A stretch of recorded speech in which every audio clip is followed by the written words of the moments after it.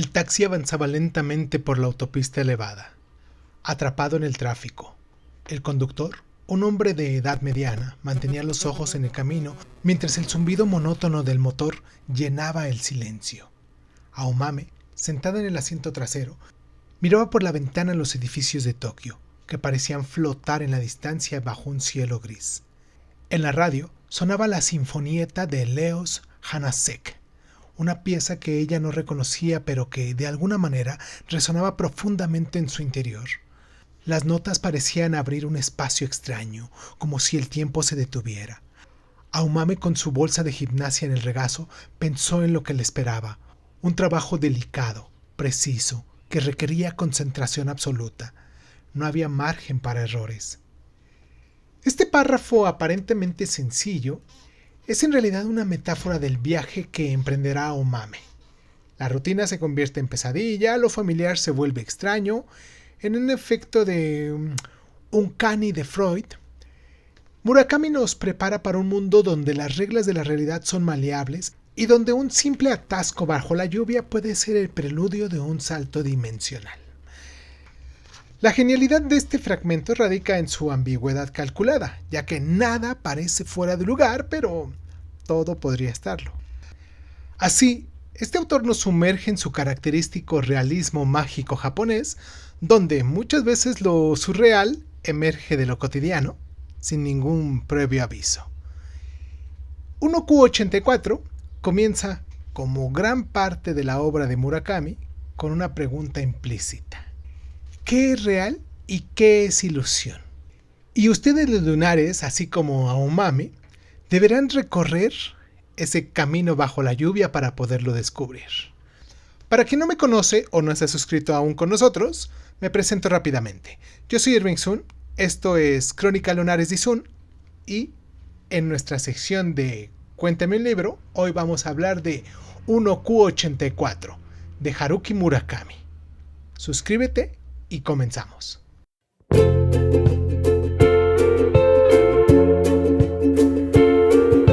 Hola, bienvenidos a Crónica Lunares de Sun. Yo soy Irving Sun. Escúchanos en tu plataforma favorita. Y si quieres tener acceso preferente, dale al botón de membresías en YouTube y ahí encontrarás audios exclusivos para miembros de este canal. Y sin más ni más, ¿qué tal si comenzamos?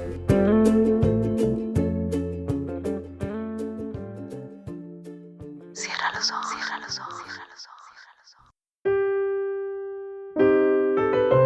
ojos. 1Q84 es una obra ambiciosa que va fusionando géneros y técnicas narrativas, consolidando el estilo distintivo de Murakami dentro del realismo mágico y también de la literatura posmoderna. Esta novela alterna capítulos entre Aomame y Tengo, con un tercer narrador llamado Ushukawa en un tercer volumen. Y bueno, esta estructura tripartita nos recuerda a una sinfonía, la sinfoneta de Hanasek, como un motivo unificador. El ritmo pausado y también las repeticiones nos reflejan la influencia de la música jazz y la música clásica. Elementos como las dos lunas, The Little People y la realidad paralela nos evocan a Gabriel García Márquez, pero con un tono introspectivo y urbano. Murakami crea un mundo donde lo fantástico lo convierte en cotidiano, desafiando las fronteras de la realidad.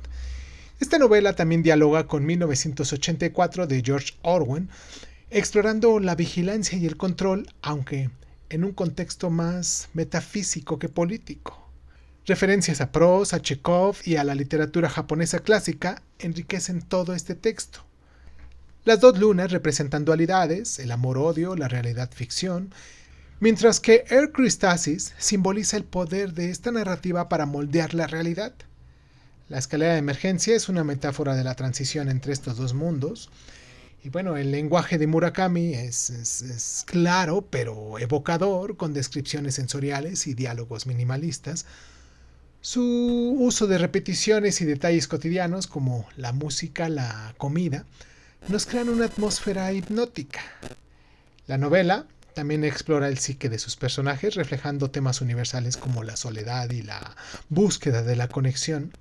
Aomame, a su vez, con su doble vida como asesina e instructora, nos refleja un conflicto entre la fuerza externa y su vulnerabilidad interna. Su infancia en un culto religioso le dejó un trauma que la impulsa a buscar justicia, pero también, al mismo tiempo, la aísla.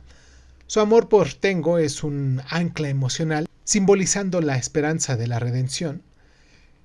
En el caso de Tengo, que es introvertido y creativo, lucha con la inseguridad y el deseo de trascender su vida monótona. Su relación con su padre, un recolector de cuotas de NHK, nos revela un complejo abandono que lo lleva a buscar figuras paternas en la escritura. Fuka Eri, su aparente pasividad y lenguaje enigmático, surgen de un trastorno disociativo posiblemente derivado de abusos en la vanguardia. Representa la inocencia corrompida y el poder de la verdad oculta. Y en las dinámicas, la conexión entre Aomame y Tengo, basada en un breve encuentro infantil, nos refleja la teoría del anhelo romántico de Murakami, donde el amor trasciende el tiempo y la lógica. Y bueno, también en esta novela nos explora cómo el trauma y la alineación moldean esta identidad, pero también cómo la narrativa puede sanar. En IQ84 refleja preocupaciones de la sociedad japonesa contemporánea y global, aunque nos lo muestra de manera alegórica, con cultos religiosos. Por ejemplo, como cuando la vanguardia evoca sectas como Aum Shinrikyo, que perpetuó el ataque con gas sarín en Tokio en los años de 1985. Murakami critica el fanatismo y la manipulación psicológica, un tema muy relevante en Japón tras los años 80.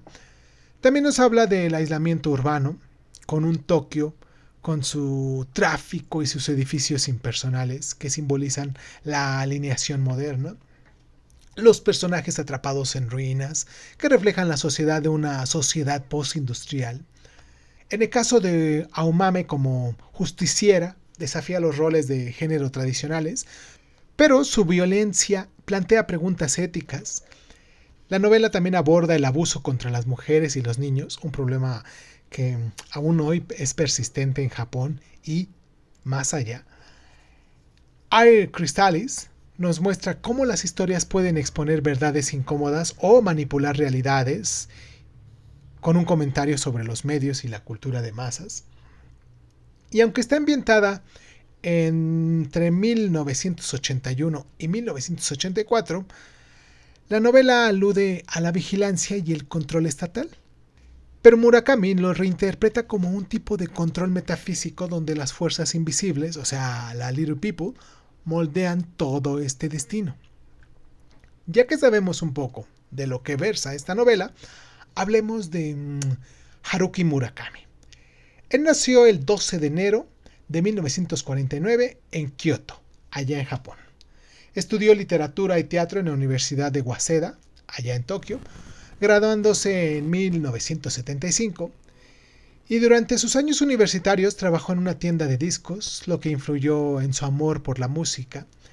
En 1974 abrió un club de jazz llamado Peter Cat en Tokio, que él mismo gestionó hasta 1981. Comenzó a escribir a los 29 años, inspirado por una epifanía mientras veía un partido de béisbol. Debutó con su libro Escucha la canción de viento en 1979, seguido por Pinball 1973 en 1980 y La casa del carnero salvaje en 1982, que formaron la trilogía de la rata. Su consagración llegó con Norwegian Wood en 1987, un éxito masivo. Otras obras clave de él incluyen Crónica del pájaro que da cuerda al mundo, hecha esta en el año de 1995, si no me equivoco. En el 2002 publicó Kafka en la orilla. Entre el año 2009 y 2010 publicó esta novelita de la cual estamos hablando hoy, IQ84. También ha escrito cuentos, ensayos, memorias, como ¿De qué hablo cuando hablo de correr?, por ejemplo, que la escribió en el año 2007. Está casado con Yoko Katahashi desde 1971, no tienen hijos. Es reservado, evita los medios y vive en Tokio, en Hawái y en Europa. Es un corredor de maratones y coleccionista de discos de vinilo. Ha recibido el premio Franz Kafka en el año 2006, el premio Jerusalén en el año 2009, el premio Hans Christian Andersen en el año 2016. Aunque fue nombrado a Nobel de Literatura varias veces, no lo ha ganado, lo que ha generado varios debates críticos. Ponme aquí en los comentarios si tú votarías por él o no, si te gustan sus novelas o no, si estás de acuerdo en que estuviera nominado o no, si estás de acuerdo, si le den el premio o no. De cualquier modo, pónmelo aquí en los comentarios. Hasta donde sabemos, en la actualidad sigue escribiendo y traduciendo al japonés obras de Salinger o de Fitzgerald. Su última novela conocida hasta el día de hoy, 15 de mayo del 2025, es La ciudad y sus muros inciertos, publicada en el año 2023. Murakami escribió IQ 84, escuchando repetidamente la sinfoneta de Hanasek, que aparece en esta novela como un portal a la realidad alternativa, y afirmó que la música abrió su mente para poderla escribir. Algunos críticos japoneses acusaron a IQ 84 de ser demasiado larga, pero Murakami defendió su longitud diciendo que quería crear un mundo donde el lector se perdiera. Aunque nunca ha confirmado, se especula que La Vanguardia está inspirada en el culto de Aum Shinrikyo. Murakami investigó este grupo para su libro de no ficción llamado Underground, sobre el ataque al metro de Tokio. Y tras el éxito de Norwegian Wood, Murakami se mudó a los Estados Unidos para escapar de la presión mediática en Japón, lo que dio a 1Q84 un tono más introspectivo. Y como en muchas de sus novelas, los gatos tienen un papel simbólico en IQ84, ya que Murakami, un amante de los gatos, dijo que representan el misterio que los humanos no podemos entender. Está influenciado por Franz Kafka con su libro Metamorfosis, Scott Fitzgerald con El Gran Gatsby, Salinger con El Guardián entre el Centeno. Cualquiera de estos tres ya saben que pueden encontrar también estas reseñas aquí en el canal, cuya mezcla de alineación y búsqueda espiritual resuenan en IQ84. También admira a Raymond Clavell por su minimalismo. Gabriel García Márquez y Salman Rushdie inspiraron el uso de elementos fantásticos con contextos realistas. Autores como Kobo Abe y Yukio Mishima influyeron en su exploración de la identidad y el absurdo, aunque Murakami rechaza el nacionalismo de Mishima. El jazz, la música clásica y el cine, como Blade Runner, moldean todo este estilo, con referencias constantes a canciones y artistas. El taoísmo y las narrativas mitológicas japonesas, como el Kojiki, forman los elementos sobrenaturales de IQ84.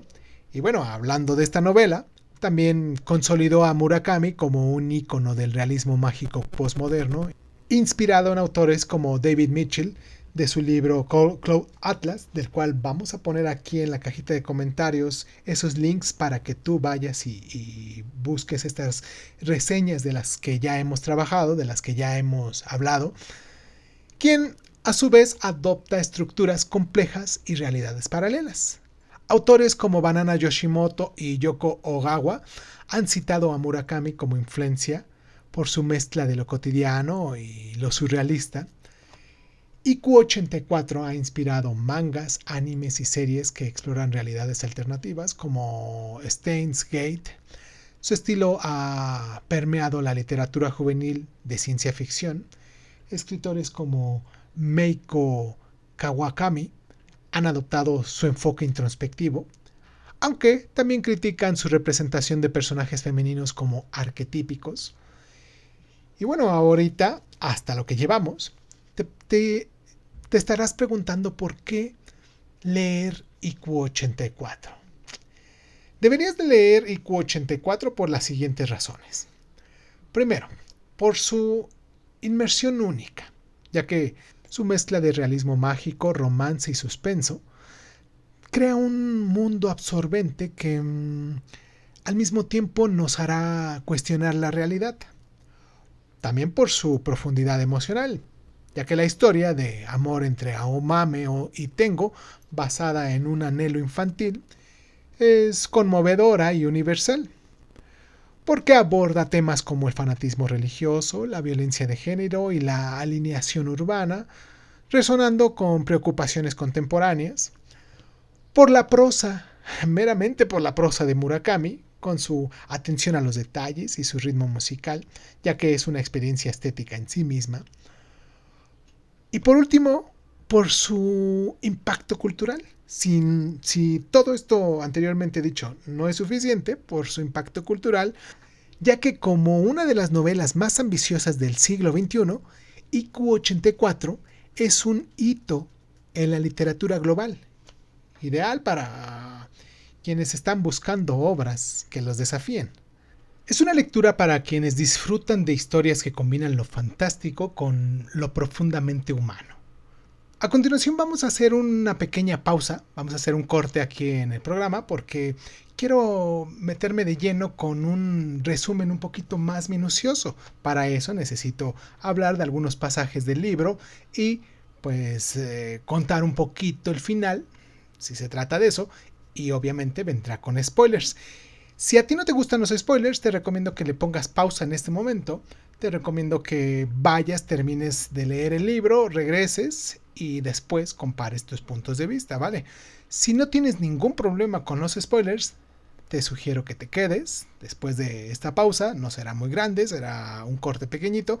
Y después de esto vamos a hablar de esto. Antes de ir a la pausa, me gustaría mucho que te suscribieras, que nos dieras like, que nos dejaras un comentario, que nos compartieras. Y quiero mandar un abrazo muy caluroso a los suscriptores Miguel Hernández, Maribel Entremar y Libros, Jesús Alvarado Torres. Ellos son los nuevos suscriptores que tenemos este mes de mayo. Apenas acaban de llegar, o bueno, son los que se notan que se están suscribiendo, porque recuerden que pues aquí solamente hablamos de los suscriptores que se notan que pudieran estar suscritos, que lo hacen de forma pública sus suscripciones. También quiero mandar un abrazo muy especial a los miembros de este canal, porque pues para ellos muchas veces hacemos esto que estamos haciendo, porque ellos nos alimentan, ellos nos van contribuyendo con sus membresías, con sus compras, con sus suscripciones a estas membresías, sus pagos, sus colaboraciones que nos hacen, a Laura Medina y a Dulce Martus. Estas dos personitas que han estado aquí constantemente con nosotros, dejándonos sus donaciones, haciendo su compra de esta membresía. Y pues nada, enormemente agradecido nuevamente. Y pues vamos a la pausa. Después de toda esta emoción, vamos a la pausa y regresamos, ¿vale?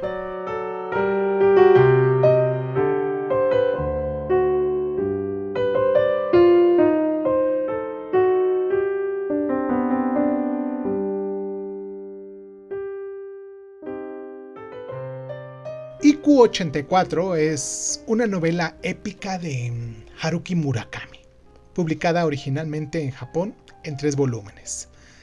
Ambientada en Tokio en 1984, la historia va alternando entre las perspectivas de dos protagonistas, Aomame y Tengo, cuyas vidas se van entrelazando en un mundo que gradualmente se revela como una realidad alternativa apodada IQ84, donde la Q significa question mark. Aomame, que significa guisante, una instructora de fitness y asesina a sueldo, contratada para eliminar a hombres que abusan de mujeres. Al inicio baja por una escalera de emergencia en una autopista y entra en IQ84, un mundo con 2 lunas y reglas extrañas. Descubre que está conectada a un culto religioso llamado La Vanguardia y a su líder, cuya muerte desencadena eventos cruciales. Por su lado, Tengo Kawana, un escritor aspirante y profesor de matemáticas que edita una novela escrita por Fuka Eri, una adolescente misteriosa. La novela Air Crystallis describe un mundo con Little People y resulta ser una verdad disfrazada sobre la vanguardia. Su trabajo lo pone en peligro y entonces vincula a Aomame. Aomame y Tengo Se conocieron brevemente en la infancia, comparten un amor no consumado que los impulsa a buscarse en IQ-84. La narrativa explora su lucha por reunirse mientras se enfrentan a este culto, los Little People, entidades sobrenaturales y las distorsiones de la realidad. La trama combina realismo mágico, thriller, romance y metafísica, abordando temas como el destino, la soledad, la violencia y el poder de la narrativa. Al final, Aomame y Tengo escapan de IQ-84, pero el mundo al que regresan no es exactamente de 1984, dejando preguntas abiertas sobre la realidad y sus elecciones. La entrada a IQ-84 en el libro 1, en el capítulo 1, el cual vamos a leer al finalizar toda esta reseña, Aomame baja por la escalera de emergencia y nota cambios sutiles en el mundo, como 2 lunas. Y aquí hay una frase que dice: las cosas no son lo que parecen, pero si no son lo que parecen, ¿qué son? La importancia de esta frase es que nos introduce en el tema de la realidad cambiante y en el cuestionamiento de la percepción. También hay una publicación de Air Chrysalis en el libro 1, en el capítulo 10, donde Tengo publica la novela de Fuka Eri, desencadenando la ira de la vanguardia. Y hay una frase que dice: una vez que una historia sale al mundo, ya no te pertenece, tiene vida propia. La importancia de esta frase es que reflexiona sobre el poder de la narrativa para podernos así alternar la realidad. También nos hablan de el asesinato del líder, en el libro 2, capítulo 13, donde Aomame mata al líder de la vanguardia, descubriendo su conexión con los Little People y su propia misión. Aquí tenemos otra frase que también complementa todo esto, que dice: matar es fácil, lo difícil es vivir con ello. La importancia de esta frase es que resume el dilema ético de Aomame y su transformación personal. Está el reencuentro de Aomame y Tengo en el libro 3, en el capítulo 29, que tras años separados se encuentran en IQ-84, enfrentando el peligro para poder así escapar juntos. Y hay una frase que dice: si tú no estás impresionado por el cuadro del mundo que has creado, entonces no sabes cómo amarlo. La importancia de esta frase es que encapsula el tema del amor como una fuerza creadora y redentora. Y por último también está el escape de IQ-84 en el libro 3, capítulo 30, donde Aomame y Tengo suben por la misma escalera, regresando a un mundo ambiguo. Hay una frase que dice, que me gusta mucho: siempre habrá un lugar donde el tiempo no nos alcance. La importancia de esta frase es que cierra la novela con una nota de esperanza y misterio, dejando abierta la posibilidad de nuevas realidades. Pero bueno, ya hablamos mucho de la noveleta. Ahora hablemos de este libro físico, porque muchas de sus sugerencias es de que me cuentan aquí o me ponen aquí en los comentarios: oye Sun, oye Irving, ¿dónde puedo conseguir el libro? ¿Cuál es la mejor edición que me recomiendas? ¿Cuál es la que tienes tú? ¿Cuál estás leyendo? O sea, el libro que tengo aquí en mis manotas en este momento es el libro de la editorial de Tusquets, el cual estoy dejando de imagen como imagen de este podcast. O sea, aquí lo pueden ver y probablemente con eso se pueden ubicar cuál es la portada del libro. El autor es Haruki Murakami. La publicación es del año 2009, el libro 1 y 2, la publicación del libro 3 la hicieron en el año 2010, en Japón, claro, y en el año 2011 en inglés y en español. Es de género de realismo mágico, de ciencia ficción, de romance y de thriller.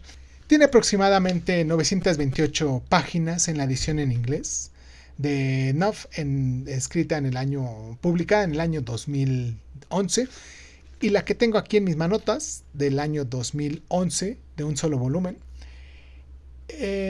tiene 1344 páginas de Tusquets, claro. Los libros están divididos en 3 capítulos alternados entre Aomame, Tengo y Okishiwa en el libro tercero. La editorial original, donde pudieran encontrarlo en su versión japonesa, es Shinkosha. Como les digo, esta edición es la de Tuskets, que es la principal editorial en español, conocida por su traducción de calidad. Está en Random House, en Knopf, en edición en inglés, que está ampliamente distribuida también. En Vintage International, en ediciones en inglés económicas. Y también este mismo libro está en Maxi Tuskets, con una edición en español en formato de bolsillo. Está traducida por Gabriel Álvarez Martínez, publicada en un solo volumen o en 3 tomos en algunos mercados también. Está disponible en 40 idiomas, incluyendo el inglés, el francés, el alemán y el chino. No hay adaptaciones oficiales que digan que vayan a llevarla al cine o a televisión hasta este momento, 2025, pero se rumorea de un proyecto en desarrollo por parte de una productora japonesa. Y bueno, en conclusión, después de todo lo dicho, IQ84 es una obra monumental, dicho bien dicho, que combina realismo mágico, romance y thriller en un tapiz narrativo que desafía las convenciones de la realidad. Murakami crea un mundo donde el amor, el destino y la narrativa se van entrelazando, invitándonos a todos los lectores, a nosotros los lunares, a cuestionarnos sobre la naturaleza de la existencia. Su análisis psicológico y social, junto con su estilo hipnótico, convierten esta novela en una experiencia inmersiva que va trascendiendo su contexto japonés. Y aunque su longitud y su ambigüedad puedan dividir opiniones, es un testimonio de poder de la literatura para explorar lo inefable. Vamos a hacer un ejercicio de imaginación a continuación. Quiero dejarles algunos elementos claves para que ustedes se vayan imaginando en relación a lo que vamos a hacer de este ejercicio. Estas 2 lunas como símbolo de una realidad alterna. La escalera de emergencia como un portal entre estos 2 mundos. La estética urbana de Tokio con un toque surrealista. Aomame como figura central, una mujer fuerte pero vulnerable. El gato y la música como motivos recurrentes de Murakami. Ok, ya teniendo esto como elementos clave, hagamos este ejercicio. Imagina una escena nocturna en Tokio de 1984, en una autopista elevada congestionada. El cielo está cubierto de nubes grises, pero 2 lunas brillan tenuemente, una grande y otra más pequeña, proyectando una luz inquietante. En primer plano, Aomame, una mujer joven con ropa deportiva y una expresión decidida, desciende por una escalera de emergencia oxidada, su bolsa del gimnasio al hombro. Abajo la ciudad se extiende con edificios iluminados y carteles de neón, pero hay un aire de irrealidad, sombras que no coinciden, con un leve resplandor verde en el horizonte. En un rincón, un gato negro observa desde un callejón, sus ojos reflejando las lunas. La sinfoneta de Hanasek parece resonar en el aire, sugerida por líneas ondulantes que conectan las lunas con Aomame. Los colores dominantes son azules oscuro, grises y toques verdes, creando así una atmósfera de misterio y de dualidad. Y ya que tienes todo este paisaje en mente, te voy a dejar con esta frase final. No es que el mundo esté cambiando, es que tú estás entrando en otro mundo. Si te gusta esta nueva forma de sinopsis, de reseñas, de resúmenes que estamos haciendo con estos libros, me gustaría mucho que te suscribieras, que nos dieras like, que nos compartieras, pero sobre todo, que nos dejaras en la cajita de comentarios todos tus comentarios al respecto. También tus temas o tus libros favoritos. Y si crees que vale la pena recompensarnos por todo este esfuerzo que estamos haciendo diariamente para presentarte algo nuevo, y en el caminito, claro, has aprendido algo para ti, te agradecería mucho de verdad que adquirieras una de nuestras membresías que tenemos en YouTube. A continuación vamos a leer en voz alta el primer capítulo de IQ84, de Haruki Murakami. Te mando un abrazo donde sea que nos estés escuchando y pues nada. Yo soy Irving Sun, esto fue Crónica Lunares y nos escuchamos la próxima. Te dejo con esto.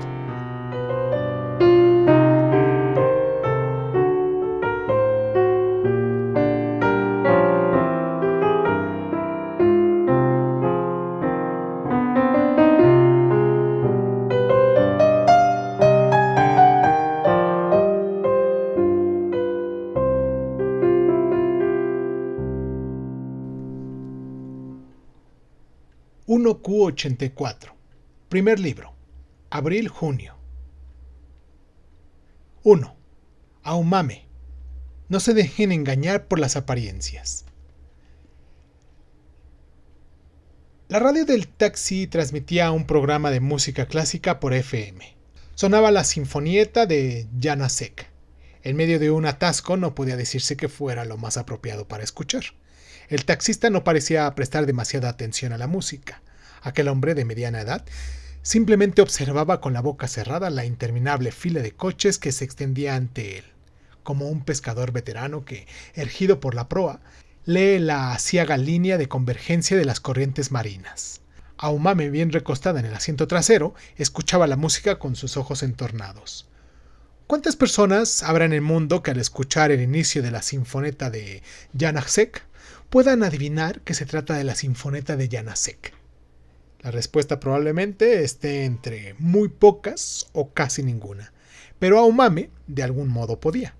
Janáček compuso aquella pequeña sinfonía en 1926. El tema inicial había sido creado originalmente como una fanfarria para una competición deportiva. Aomame se imaginaba la Checoslovaquia de 1926. La Primera Guerra Mundial había finalizado, por fin se había liberado del prolongado mandato de la Casa de Habsburgo, la gente bebía cerveza Pilsen en los cafés, se fabricaban flamantes ametralladoras y saboreaban la pasajera paz que había llegado a la Europa central. Ya hacía 2 años que por desgracia Franz Kafka había abandonado este mundo. Poco después Hitler surgiría de la nada y de repente devoraría con avidez aquel bello país pequeño y recogido, pero por aquel entonces nadie sabía aún que ocurriría esa catástrofe. La enseñanza más importante que la historia ofrece a las buenas personas tal vez sea que, en cierto momento, nadie sabía lo que sucedería en el futuro. Aomame se imaginaba el apacible viento atravesando las llanuras de Bohemia y, mientras escuchaba aquella música, reflexionaba sobre las vicisitudes de la historia. En 1926, el emperador Taisho falleció y se produjo la transición de la era Showa. En Japón también estaba a punto de comenzar una época oscura y abominable. El breve interludio del modernismo y democracia se terminó y el fascismo desplegó su poder. La historia era una de las aficiones de Aomame, junto con el deporte. Apenas había leído novelas, pero podía leer cuantos libros históricos que se le pusieran delante. De la historia le interesaba el hecho de que todos los acontecimientos estaban, en el fondo, vinculados a determinadas épocas y lugares. Acordarse de las diferentes épocas no le resultaba difícil, aunque no memorizaba cifras. Cuando podía captar todas las relaciones entre los diversos hechos, las épocas le venían automáticamente a la cabeza. En los exámenes de historia durante la secundaria y en el instituto, siempre sacaba las notas más altas de la clase. Cada vez que alguien le decía que se le daba mal recordar épocas históricas, ella se extrañaba. ¿Por qué no son capaces de hacer algo tan sencillo? Aomame era realmente el apellido de aquella chica. Su abuelo paterno era oriundo de la prefectura de Fukushima. Se decía que en aquellos pequeños pueblos y aldeas, en medio de las montañas, había varias personas que se apellidaban Aomame. Antes de que Aomame hubiera nacido, su padre rompió los vínculos con su familia. Lo mismo sucedió con su madre. Por eso, Aomame nunca llegó a conocer a sus abuelos. Apenas viajaba, pero si se le presentaba la oportunidad de hacerlo, tenía por costumbre abrir la guía telefónica del hotel y averiguar si había alguien apellidado Aomame, aunque hasta entonces, en todas las ciudades y en todos los pueblos que había visitado, no había encontrado a nadie que se apellidara así. En esos momentos se sentía como una náufraga solitaria arrojada a la merced de las inmensidades del océano. Dar su apellido siempre le resultaba fastidioso. Cada vez que lo pronunciaba, la gente la miraba a la cara, extrañada y desconcertada. ¿Aomame? Sí, Aomame. Se escribe con 2 caracteres de verde y de legumbre. Cuando la contrataban en una empresa y debía utilizar tarjetas de presentación, había vivido muchas situaciones embarazosas. Al entregar la tarjeta, la gente se le quedaba mirándola fijamente durante un rato, como si de golpe le hubieran entregado una carta anunciando una desgracia. También había oído risitas sofocadas al dar su apellido por teléfono. Cuando la llamaba en la sala de esperas del ayuntamiento o del hospital, la gente erguía la cabeza y la miraba. Quizás se preguntaran qué cara podría tener alguien apellidado Aomame.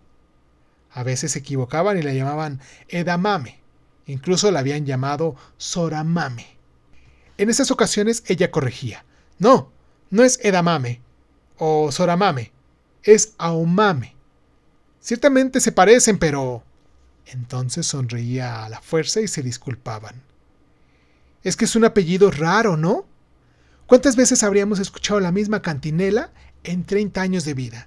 ¿Cuántas veces chistes pésimos habría hecho todo el mundo con aquel apellido? Si no hubiera nacido con ese apellido, su vida probablemente hubiera sido diferente. Con un apellido más común como, por ejemplo, Sato, Kanata o Suzuki, quizás llevaría una vida más relajada y miraría a la gente con un poco más de indulgencia. Tal vez. Aomame prestaba atención a la música con los ojos cerrados. El bello eco producido por el unisolo de los instrumentos de viento calaba en el interior de su cabeza. De repente se dio cuenta de algo. Para hacer la radio de un taxi, la calidad del sonido era demasiado buena. Aunque estaba puesta a bajo volumen, el sonido resultaba profundo y los armónicos sonaban con nitidez. Abrió los ojos, se echó hacia adelante y observó el equipo estéreo instalado en el salpicadero. El aparato era completamente negro y brillaba con fulgor y con orgullo. No se podía leer el nombre del fabricante, pero por el aspecto supo que era un producto de lujo. Tenía muchos botones y los números verdes sobresalían con elegancia en el panel. Probablemente fuera un aparato de alta tecnología. Una compañía de taxis normal y corriente no equiparía a los coches con un sistema de sonido de tal calidad. Aomame echó un vistazo otra vez al interior del vehículo.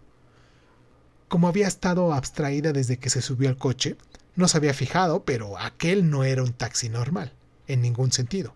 El equipamiento era de buena calidad, la comodidad de los asientos extraordinaria, y ante todo, el interior era silencioso. Parecía estar insonorizado, porque apenas entraba ruido del exterior. Era como estar en un estudio equipado con dispositivos de aislamiento acústico. Quizás fuera un taxi privado. Entre los conductores de taxis privados hay quien no escatima en gastos para el coche. Aomame buscó con la mirada la placa de identificación, pero no la encontró. Sin embargo, no parecía un taxi ilegal, sin licencia. Llevaba el taxímetro reglamentario y marcaba la cantidad de forma adecuada. 2.150 yenes. A pesar de ello, la placa de identificación con el nombre del conductor no se veía por ninguna parte. «Tiene usted un buen coche. Un poco ruidoso», dijo Aomame a espaldas del conductor. «¿Qué coche es?» «Un Toyota Crown Royal Salon», respondió lancónico el conductor. «La música suena nítida. Es un coche silencioso, por eso lo elegí. Toyota tiene una de las mejores tecnologías del mundo en lo que a insonorización se refiere». Aomame asintió y volvió a recostarse en el asiento. Había algo en la manera de hablar del conductor que la atraía. Hablaba como si siempre se dejara algo importante por decir. Por ejemplo, y no es más que un ejemplo, como si no hubiera ninguna queja en cuanto a insonorización, pero el Toyota fallaba en algo. Y cuando acababa de hablar, un pequeño fragmento de silencio locuaz se quedaba flotando en el estrecho espacio del vehículo, como una miniatura de una nube imaginaria. De algún modo, provocó en Aomame una sensación de inquietud. «Sí que es silencioso», opinó Aomame para alejar aquella nubecilla. «Además, el equipo estéreo parece de lujo. Me lo pensé 2 veces antes de comprármelo. El tono del conductor sonó como el de un oficial de Estado Mayor retirado hablando de operaciones militares del pasado.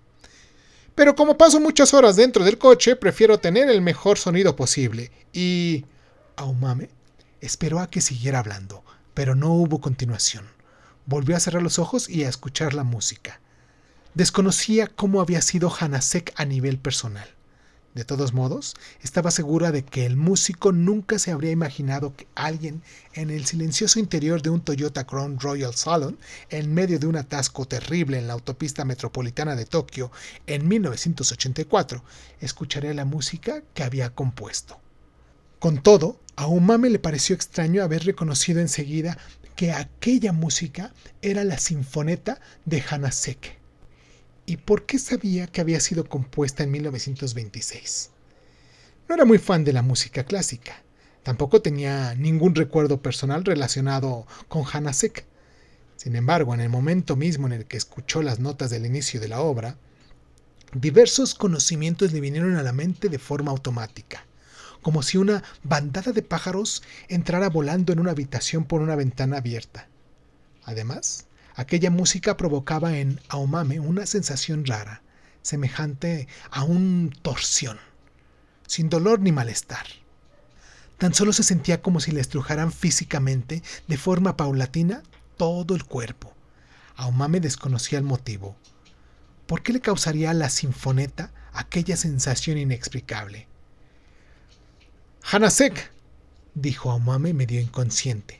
Después de pronunciar aquel nombre pensó que hubiera sido mejor no hacerlo. «¿Qué dice?» «Hanasek, el compositor de esta pieza. No lo conozco». «Un compositor checo», dijo Aumame. «Ah», contestó el conductor admirado. «¿Este taxi es privado?», preguntó Aumame para cambiar de tema. «Sí», respondió el conductor. Entonces hizo una pausa. «Es privado. Este vehículo es el segundo que tengo. Los asientos son comodísimos». «Muchas gracias. A propósito», dijo el conductor, volviendo un poco la cabeza hacia ella. «¿Tiene prisa?» «Tengo una cita en Shibuya. Por eso tomé el taxi de la autopista metropolitana». «¿Y a qué hora es la cita?» «A las 4:30», afirmó Aumame. «Ahora son las 4 menos cuarto. No llegamos a tiempo». ¿Es tan grande el atasco? Debe de haber un accidente enorme más adelante. Este tráfico no es normal. Hace ya un rato que apenas avanzamos. A Aumame le extrañó que el conductor no escuchara la información vial por la radio, y en la autopista se había formado un atasco brutal que lo obligaba a quedarse en el sitio. Normalmente los conductores de taxi tienen una frecuencia exclusiva y buscan información. ¿Cómo lo sabe, si no escucha la información vial?, preguntó Aumame. «No me fío de esa información», dijo el conductor en un tono un tanto vacuo. «La mitad es mentira. La Corporación Nacional de Carreteras solo informa de las buenas condiciones de tráfico. Para saber lo que ocurre ahora, no me queda más remedio que ver con mis propios ojos y juzgar con mi propia cabeza». Y según sus estimaciones, el atasco no se va a disolver con facilidad. «De momento es improbable», afirmó el conductor, asintiendo con calma. «Se lo puedo garantizar. Cuando se pone así de congestionada, la autopista es un infierno». «¿La cita es algo importante?», Aumame pensó. «Sí, muy importante. Es una cita con un cliente». «Qué lástima. Lo siento mucho, pero tal vez no lleguemos a tiempo». Mientras el conductor hablaba, agitaba ligeramente el cuello, como para desentumecer una rigidez en los músculos. Las arrugas de la nuca se movían igual que una criatura prehistórica. La palma de la mano le sudaba de forma tenue. «¿Qué puedo hacer entonces?» «Nada. Como estamos en la autopista metropolitana, no podemos hacer nada hasta llegar a la próxima salida. Tampoco se puede bajar aquí, como si fuera una carretera normal, y coger el tren en la estación más cercana». «¿Y cuál es la próxima salida?» «Ikehiri, pero llegar ahí podría llevarnos hasta el anochecer». ¿Hasta el anochecer? Aumame se imaginó encerrada en aquel taxi hasta el anochecer. Aún sonaba la música de Hanasek. Los instrumentos de cuerda con sordina se habían puesto al frente, como para apagar el crescendo de sensaciones. El sentimiento de torsión de antes ya se había apaciguado. ¿A qué se debería? Aomame había tomado el taxi cerca de Kinuta y el Yoga. Se había metido en la ruta 3 de la autopista metropolitana. Al principio, el vehículo circulaba con soltura, pero antes de llegar a Sanjerjaya, de repente se formó un atasco y poco después casi no podía ni moverse. En el carril contrario, el tráfico circulaba con normalidad. Su carril era el único que sufría un atasco calamitoso. Normalmente, a las 3 pasadas, no solía ser la franja horaria en la que aquel carril de la ruta 3 se atascaba. Por eso, se le había indicado al conductor que tomara la metropolitana. «El precio no va a aumentar porque estemos en la metropolitana», dijo el conductor, mirando por el espejo. «Así que no hace falta que se preocupe por el dinero. Sin embargo, señorita, supongo que le supondría un problema llegar tarde a la cita, ¿no?» «Claro que sí, pero antes me ha dicho que no se puede hacer nada, ¿verdad?» El conductor miró de soslayo la cara de Aomame por el espejo retrovisor. Llevaba unas gafas de sol de tono claro. Debido a la luz no podía atisbarse su semblante. «Oiga, no es que no haya absolutamente ningún modo. Existe un recurso de emergencia un poco forzado, pero podría ir hasta Shinjuku en tren». ¿Un recurso de emergencia? No precisamente a la vista de todo el mundo. Aomame, sin decir nada y con los ojos entrecerrados, esperó a que el señor hablara. «Mire, ahí hay un espacio al que podría arrimar el coche», explicó el conductor, señalando hacia adelante. «¿Dónde está el panel grande de eso?» Aomame fijó la vista y vio un espacio de estacionamiento en caso de accidente a la izquierda del segundo carril. Como en la metropolitana no había arcenes, en ciertos sitios habían habilitado lugares de evacuación para emergencias. Tenía una cabina amarilla con un teléfono de emergencia desde el cual se podía conectar con la administración de autopistas. En aquel momento no había ahí ningún coche parado. En el tejado del edificio que separaba aquel carril del carril contrario había un enorme panel publicitario de la compañía petrolera Esso. Consistía en un sonriente tigre que tenía a la mano la manguera de un surtidor de gasolina. «El asunto es que ahí hay varias escaleras para bajar el nivel del suelo. En caso de incendio o de gran terremoto, el conductor puede abandonar el coche y descender por ahí. Normalmente la utilizan los obreros de mantenimiento de carreteras. Tras bajar por esas escaleras, hay una estación de la red Tokio cerca. Si coge un tren, enseguida llegará a Shinjuku». No sabía que hubiera escaleras de emergencia en la metropolitana. Por lo general nadie lo sabe. Pero ¿no me meteré en un lío si las utilizo sin permiso? ¿Sin tratarse de un caso de emergencia? El conductor tardó un poco en contestar. «Bueno, no sé bien cómo funcionan exactamente las normas de la Corporación Nacional de Carreteras, pero no vamos a molestar a nadie, y además, seguro que lo pasarían por alto. En general, en estos sitios no suele haber nadie acechando. En todas partes hay muchos empleados de la Corporación de Carreteras, pero todo el mundo sabe que en realidad hay pocos que trabajen». «¿Qué tipo de escaleras son?» «Pues parecen unas escaleras de emergencia para incendios. Mire, como aquellas en la parte posterior de aquel viejo hotel. No son particularmente peligrosas. Tienen la altura de un edificio de 3 plantas, más o menos, pero pueden bajarse con normalidad. Ahora mismo, en la entrada hay una verja. No es alta y puede saltarse sin problemas». «¿Las ha usado usted en alguna ocasión?» No respondió. Tan solo esbozó una débil sonrisa al espejo interior. Aquella sonrisa podía interpretarse de diferentes formas. «Depende completamente de usted», dijo el conductor, dando golpecitos en el volante con la punta de los dedos al ritmo de la música. «A mí no me importa descansar aquí sentado, escuchando buena música. Como por mucho que se haga, no podemos ir a ninguna parte. No nos queda más remedio que resignarnos, pero si se trata de un asunto urgente, siempre tiene el recurso de emergencia». Aomame frunció de forma imperceptible el ceño. Echó un vistazo al reloj y a continuación alzó la cara y miró alrededor del coche. A la derecha había un Mitsubishi Montero negro ligeramente cubierto de polvo blanco. En el asiento del acompañante, un hombre joven había abierto la ventana y fumaba con aire de hastío. Tenía el pelo largo, estaba bronceado y llevaba un contravientos granate. En el maletero había apiladas varias tablas de surf sucias y ajadas, Delante de ese coche se había parado un SAF 900. Las lunas tintadas estaban completamente cerradas y, desde el exterior, era imposible ver quién iba dentro. El vehículo estaba muy bien encerado, también que si se pusieran al lado, la cara se le reflejaría. Delante del taxi al que Aomame se había subido se encontraba un Suzuki alto rojo con una matrícula abollada del barrio de Nerima en el parachoques trasero. Una madre joven agarraba el volante.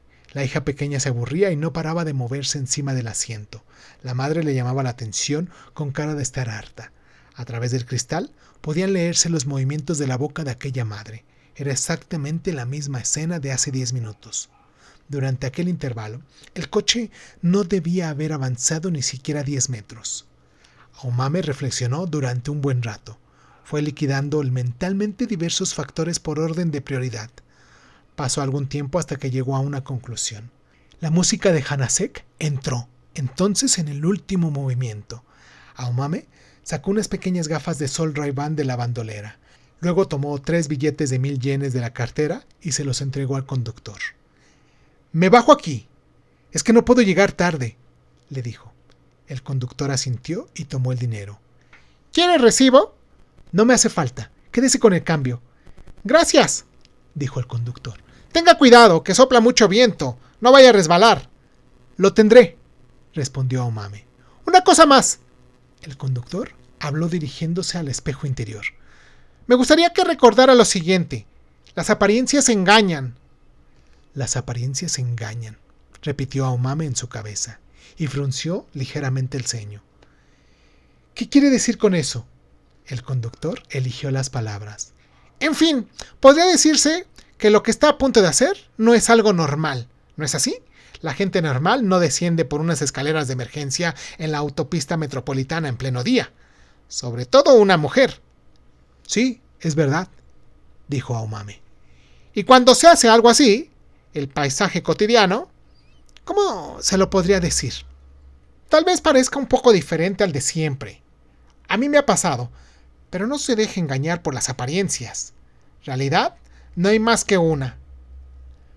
Aomame pensó en lo que el conductor acababa de decirle. Mientras pensaba, la música de Hanasek terminó y el público empezó a aplaudir al instante. ¿Dónde había tenido lugar el concierto de la grabación que habían retransmitido? Fue una ovación apasionada. A veces también se oían gritos de bravo. Le vino a la mente la escena del director de orquesta sonriendo y haciendo reverencias hacia el público puesto de pie. Alzaba la cabeza, alzaba los brazos, le daba un apretón de manos al concertino, se daba la vuelta, levantaba ambos brazos, aplaudía a los miembros de la orquesta, se volvía hacia el público y una vez más hacía una profunda reverencia. Al cabo de un buen rato de aplausos grabados, estos empezaron a enmudecer. La sensación era semejante a escuchar con atención una interminable tormenta de arena en Marte. «Realidad no hay más que una», repitió el conductor despacio, como si subrayara un fragmento importante de un libro. «Por supuesto», dijo Aomame. «Efectivamente, no puede haber más que una cosa, en el tiempo y en el lugar. Einstein lo demostró. La realidad es serenidad persistente, soledad persistente». Aomame señaló el equipo de estéreo. «Sonaba genial». El conductor asintió. «¿Cómo se llamaba el compositor?» «Hanasek». «Hanasek», repitió el conductor, igual que si memorizaba una contraseña importante. Después empujó la palanca y abrió la puerta trasera automática. «¡Cuídese! Espero que pueda llegar a tiempo». Aomame sapeó del coche con el pequeño bolso bandolera de piel en la mano. Cuando se bajó del vehículo, el aplauso seguía sonando en la radio. Se dirigió al espacio para evacuación en caso de emergencia, que estaba a unos 10 metros más adelante, y caminó con precaución por el borde de la autopista. Cada vez que un camión de transporte pesado pasaba por el carril contrario, el pavimento temblaba por el efecto de la alta velocidad. Más que un temblor, se parecía a una marejada, como caminar por la cubierta de un portaaviones en un mar encabritado.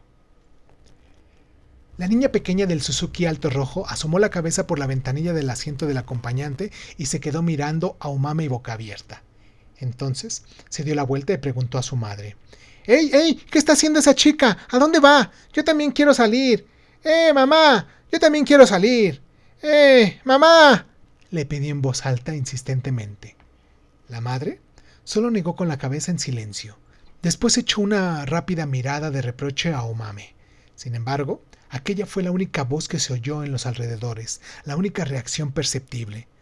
Los demás conductores se limitaban a dar caladas a sus cigarros, fruncía ligeramente el ceño y la seguían con la mirada, como si vieran algo deslumbrante, mientras ella caminaba a paso ligero sin titubear entre el muro lateral y los coches. Era como si, de momento, le reservaran sus juicios. A pesar de que los coches no se movían, el que alguien caminara por el pavimento de la autopista metropolitana no era algo habitual. Requería algún tiempo asimilarlo y aceptarlo como un episodio real. Aún más teniendo en cuenta de quien caminaba era una chica joven con minifalda y zapatos de tacón. Omame caminaba a paso firme y decidido, con barbilla erguida, la vista al frente y la espalda recta, mientras sentía en la piel las miradas de la gente. Los zapatos de tacón castaño de Charles Jordan golpeaban el pavimento con el ruido seco y el viento mecía los bajos del abrigo. Ya había comenzado abril, pero el viento aún era frío y contenía un presentimiento de agresividad. Encima de aquel traje verde de lana fina de Junko Shimada, llevaba un abrigo de entretiempo beige y un bolso bandolera negro de piel. El pelo, que le llegaba hasta los hombros, bien cortado y arreglado. No llevaba ningún complemento, ni nada que se le asemejara.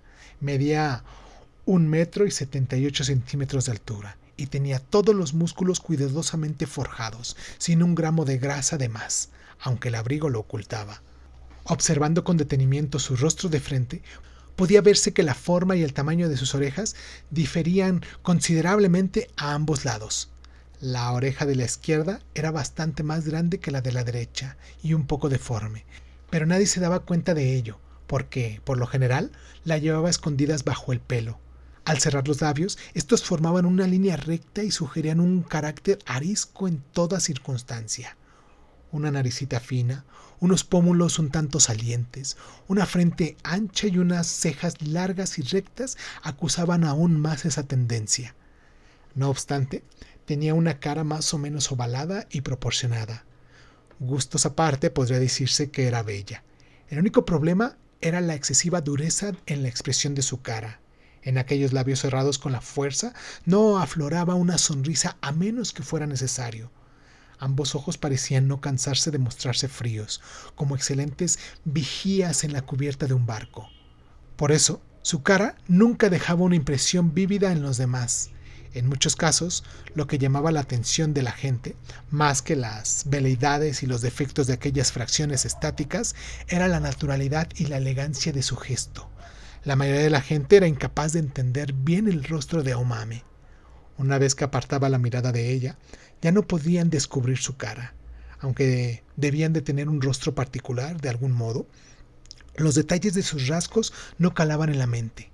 En ese sentido, se parecía a un insecto ingeniosamente mimetizado. Cambiar de color y forma, integrarse en el paisaje, llamar la atención lo menos posible, ser recordada con dificultad. Eso era lo que Omame buscaba por encima de todo. Desde que era pequeña se había ido protegiendo de esa manera. Sin embargo, cuando pasaba algo y fruncía el ceño, las frías facciones de Omame cambiaban hasta límites dramáticos. Los músculos faciales se crispaban de manera energética, cada uno en una dirección. Se acentuaba hasta los extremos la asimetría entre ambos lados de su semblante. Se le formaban arrugas profundas aquí y allá, los ojos se los retraían rápidamente hacia adentro, la nariz y la boca se le deformaba con violencia. El mentón se le retorcía, los labios se le levantaban y dejaban al descubierto unos dientes blancos. Entonces, como si cortaran la cuerda que sujetaba una careta y ésta se desprendiera, de repente se convertía en una persona. Quien la veía se quedaba atónito ante aquella aberrante metamorfosis. Era un salto sorprendente desde un gran anonimato hacia un abismo sobrecogedor. Por eso, siempre tenía cuidado de no fruncir el ceño delante de la gente desconocida. Únicamente torcía la cara cuando estaba sola o cuando quería amenazar a un hombre que no le agradaba. Al llegar al espacio de estacionamiento para urgencias, Aumame se detuvo y miró a su alrededor buscando las escaleras de emergencia. Las encontró pronto. A la entrada de las escaleras había una verja de hierro que le llegaba un poco más arriba de la cintura, y le habían echado el cerrojo a la puerta, tal y como el conductor le había dicho. Le amargaba un poco tener que saltar la verja con la minifalda ceñida que llevaba, pero mientras no atrajera las miradas de la gente, no iba a resultar demasiado difícil. Se quitó los zapatos de tacón sin titubear y los metió en el bolso bandolera. Si caminaba descalza, quizás se le romperían las medias, pero podía comprar unas nuevas en cualquier tienda. La gente observaba en silencio cómo se descalzaba y se quitaba el abrigo. Por las ventanillas abiertas de un Toyota Celica negro que estaba parado justo enfrente, sonaba de música de fondo la voz aguda de Michael Jackson. Billie Jean. A Aumame se le ocurrió que era como si estuviera en medio de un show de striptease. De acuerdo. Miren si quieren. Seguro que se están aburriendo metidos en este atasco. Pero, señoras y señores, no voy a desnudarme más. Hoy solo toca zapatos de tacón y abrigo. Lo siento mucho. Aumame se ató el bolso bandolera para que no se le cayera. El flamante Toyota Crown Royal Salón negro del que acababa de bajarse se veía a bastante distancia. Recibía de frente el sol de la tarde y el parabrisas deslumbraba como un espejo. Ni siquiera se veía la cara del conductor. Sin embargo, debía de estar mirándola. No se deje engañar por las apariencias. En realidad no hay más que una. Aumame inspiró y expiró profundamente. Luego saltó la verja siguiendo con el oído la melodía de Billie Jean. Se había arremangado la minifalda hasta la cintura. ¿Qué más da?, pensó. Si quieren mirar, que miren a gusto. Porque aunque miren lo que hay dentro de la falda, no van a ver a través de mi persona. Aquellas bellas y esbeltas piernas eran para Aumame la parte del cuerpo de la que más orgullosa se sentía. Cuando se bajó al otro lado de la verja, Aumame se colocó los bajos de la falda, se limpió el polvo de los brazos, se volvió a poner el abrigo y se colgó la bandolera al hombro. También empujó el puente de las gafas de sol hacia atrás. Tenía las escaleras de emergencia ante los ojos. Eran unas escaleras de hierro pintadas de gris. Unas escaleras que solo buscaban la sencillez, el pragmatismo y la funcionalidad. No habían sido fabricadas para que las utilizara una chica en minifalda, calzada con tan solo unas medias. Junko Shimada tampoco diseñaba trajes teniendo en cuenta que se utilizarían para subir y bajar escaleras de evacuación en la ruta 3 de la autopista metropolitana. Un pesado camión pasó por el carril contrario y las escaleras temblaron. El viento silbaba por entre los huecos del corazón de hierro. Con todo, ahí estaban las escaleras. Ahora solo le faltaba bajarlas hasta tocar tierra. Aumame se volvió por última vez, con la postura de quien, tras un discurso, se queda de pie en el estrado, esperando las preguntas de la audiencia, y miró de izquierda a derecha y de derecha a izquierda los vehículos que formaban una fila sin intersticios sobre el pavimento. La fila de coches no había avanzado ni un ápice con respecto hacia un rato. La gente se había detenido ahí, sin nada que hacer, observando todos sus movimientos. Se preguntaban azorados qué demonios estaría haciendo aquella chica. Las miradas en las que se entremezclaban preocupación y despreocupación, envidia y desdén, se vertían sobre Aumame, que había pasado al otro lado de la verja. Los sentimientos de aquella gente se balanceaban como una báscula inestable, incapaces de caer hacia un mismo lado. Un silencio blumeo los envolvía. No había nadie que levantara la mano e hiciera preguntas, y aunque hiciera preguntas, Aumame no tenía intención de contestarlas. La gente solo aguardaba en silencio una ocasión que nunca llegaría. Aumame irgió levemente el mentón, se mordió el labio inferior y los evaluó por encima desde el fondo de aquellas gafas de sol de color verde oscuro. Seguro que ni se imaginan quién soy, a dónde voy y qué voy a hacer a continuación, empezó a decir Aumame sin mover los labios. Ustedes están ahí atascados, no pueden ir a ningún sitio, apenas pueden avanzar y ni siquiera pueden dar marcha atrás. Pero yo no, yo tengo un trabajo que hacer, una misión que debo ejecutar. Por eso, permítanme que vaya pasando. Por último, Aumame sintió ganas de contraer la cara con todas sus fuerzas hacia toda aquella gente. Sin embargo, abandonó la idea. No tenía tiempo para esas cosas superfluas. Una vez que contrajera la cara, le llevaría trabajo devolverla a su expresión habitual. Aumame dio la espalda al público enmudecido y comenzó a descender con paso cauteloso las escaleras de evacuación para emergencias, sintiendo la tosca frialdad de hierro en la planta de los pies. El viento frío de principios de abril le mecía el cabello y, a veces, le dejaba al descubierto la deforme oreja izquierda.